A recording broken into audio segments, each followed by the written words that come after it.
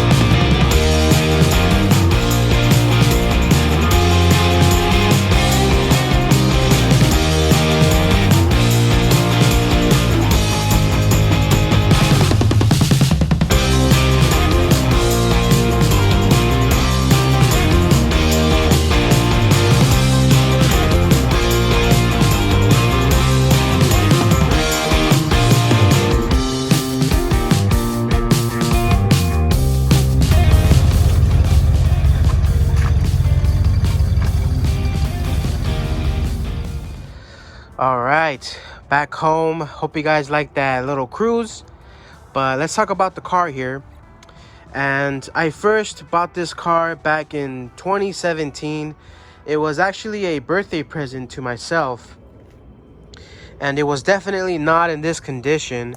When I bought it, it was all in primer gray. It just had different types of primer on it, and it needed a ton of work. But when I saw this car, I just knew I had to have it, and it was within my price range, so I pulled the trigger on it. I feel like the Torino Fairlanes are not really well known to a lot of people, because a lot of them know the Mustangs.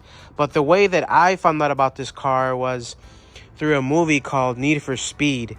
And in that movie, the main character, he drives a 69 Torino Fairlane, and you just see him like just whipping this thing across the streets, and he's like racing these other muscle cars.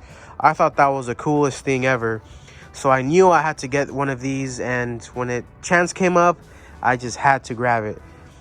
But what's really cool about this car is when I went to go look at it, I found out that the owner of the car, his dad bought it brand new in 1968.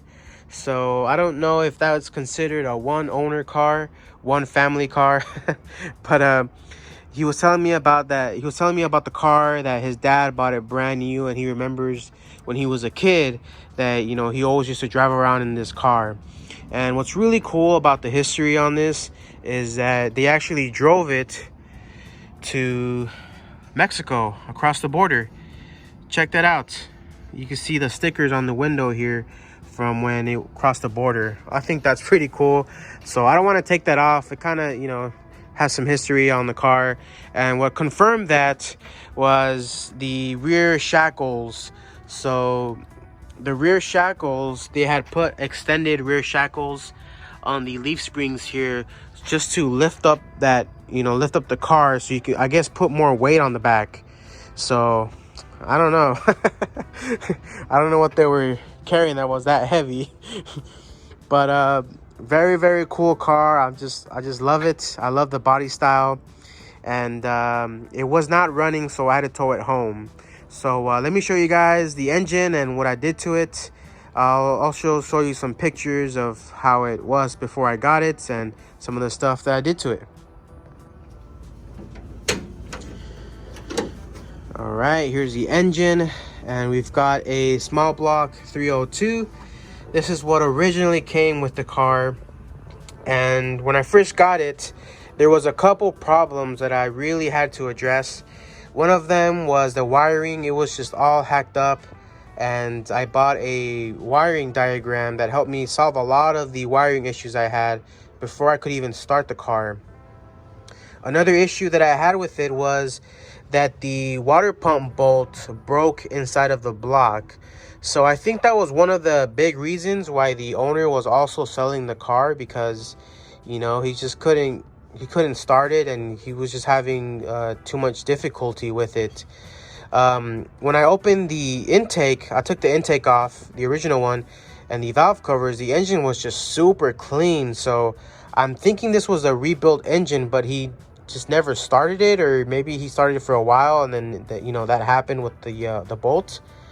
Who knows? But I put an Edelbrock aluminum intake on it with a Edelbrock 600 carburetor CFM.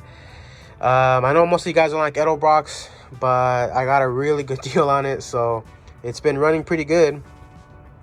I got this huge Griffin aluminum radiator. This is not the stock type. The stock one is just like vertical mounted, so the tanks are on the top and bottom, and this one, the tanks are on the side, so it's a lot better cooling. And in this California traffic, you know, we need all the cooling we can get. But very good job on this radiator. It's just an awesome radiator. And I got this fan from the junkyard as well.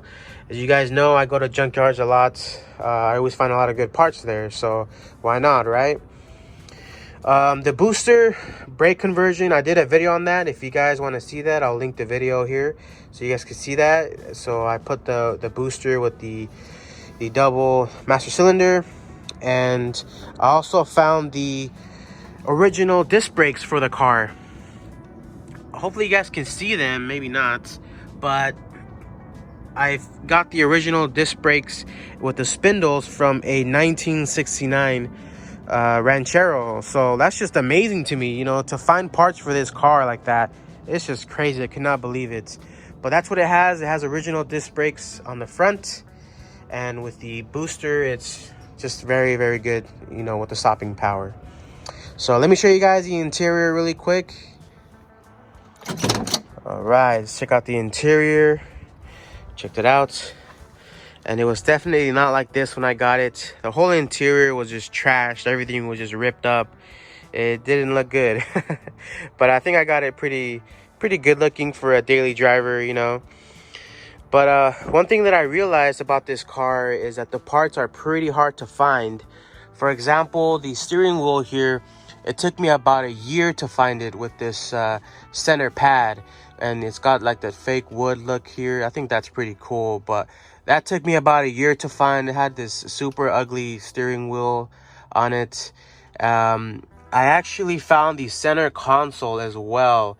So this car, it was a column shift car, but the previous owner had converted it to a floor shift. He didn't do it right though, because he used the Mustang transmission rod, and with the Mustang bucket that goes on the floor. So I took all that stuff off, and I got super lucky. I found the floor shift hump, the automatic floor shifter hump with the center console here locally at the Long Beach High Performance Swap Meet. So I got super lucky. The guy had some parts for a Torino, and I asked him if he had any other stuff, and he had these two parts. You know, he had the center console with the floor shift hump. So I got super lucky there. These are pretty expensive now. I think they're around like $1,000-1,500 but I bought it, I think, for like $250 or $300, which is really good. And this car originally came with the bench seats, and also the bucket seats. They took me about a year to find as well. And these are the original bucket seats. They were just recovered, but eventually I want to get these in the original covers with the emblem in the middle. I think that looks super cool. But yeah, you know, it took time to find these parts, you know, the buckets. There's also like a floor brace that goes underneath both of these two seats like that. So the guy also had that. So, you know, sometimes you just have to be patient and wait when the right parts arrive. But check that out. Pretty cool interior. And one thing I love about this car are the gauges, the way they look like they're each individual pod. I think that looks just super cool. This is a 69 dash pad because the blank pod is white, and those are on the 69s. On the 68 would be black. So normally there would be a clock here, so I am looking for a clock. If you guys have any leads on that, a black face clock, I think that will complete the look for this. But for the sound system, I am using a retro sound unit. Check that out. You know, I've heard a lot of bad reviews, but it's been working pretty perfect, and it looks, you know, period correct. I do have 2 speakers out here in the front. I think they're 5 1/4, so 2 on the front right here. There is 2 6x9s in the back, and then let me show you guys the trunk. I have, I believe, a 10-inch subwoofer on the back. So let me show you guys the back. All right, here we go in the trunk.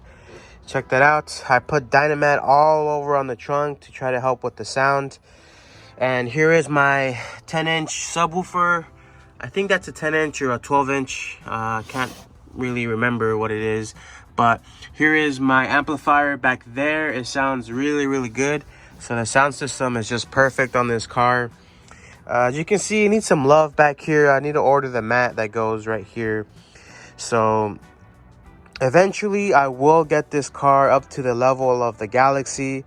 On the Galaxy, there's just no expense spared, you know. I'm putting everything on it how it's supposed to go.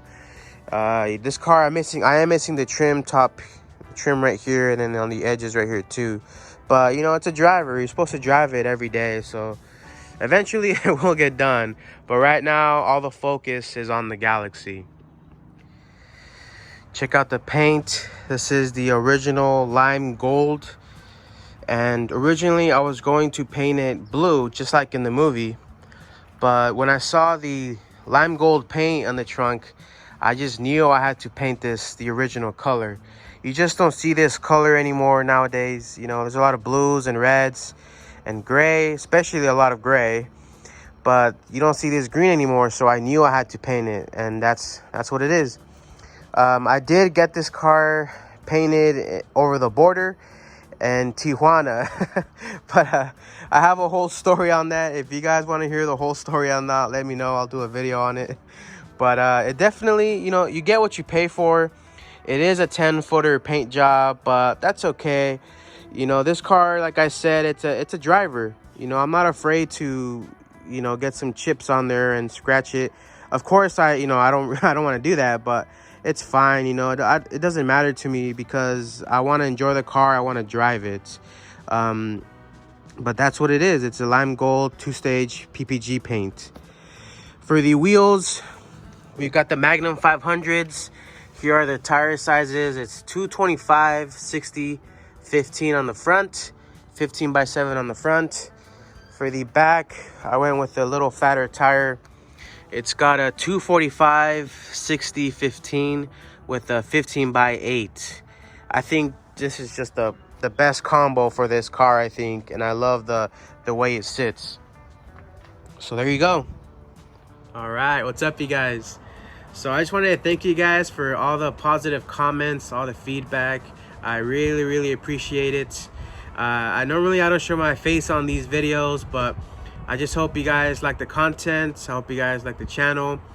I try to put out a video every week, but sometimes I just get really busy.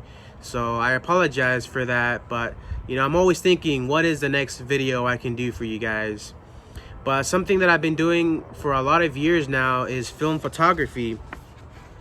And if this is something that you guys are interested in, I'll be putting up a website, but this is a print I took and it was all shot on film. So I think that's pretty cool. Check that out. So let me know in the comments if this is something that interests you. And that's it.